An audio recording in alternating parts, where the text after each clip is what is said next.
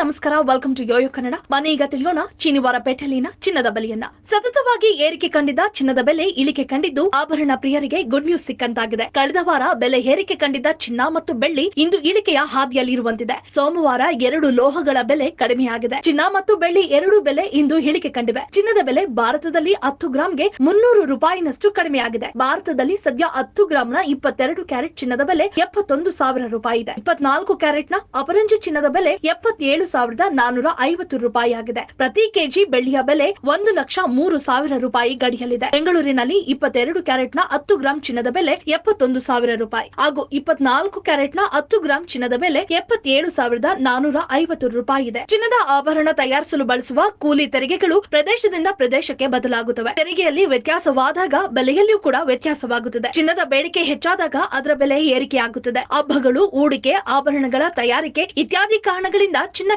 ಬೇಡಿಕೆ ಹೆಚ್ಚಾಗಬಹುದು. ಇದೇ ರೀತಿ ಚಿನ್ನದ ಸರಬರಾಜು ಕಡಿಮೆಯಾದಾಗ ಅದರ ಬೆಲೆ ಕೂಡ ಏರುತ್ತದೆ. ಸರ್ಕಾರದ ಆಮದು ರಫ್ತು ನೀತಿಗಳು, ತೆರಿಗೆ ಸುಂಕಗಳು ಇತ್ಯಾದಿ ಚಿನ್ನದ ಬೆಲೆಯ ಮೇಲೆ ಪರೋಕ್ಷವಾಗಿ ಪರಿಣಾಮ ಬೀರಬಹುದು.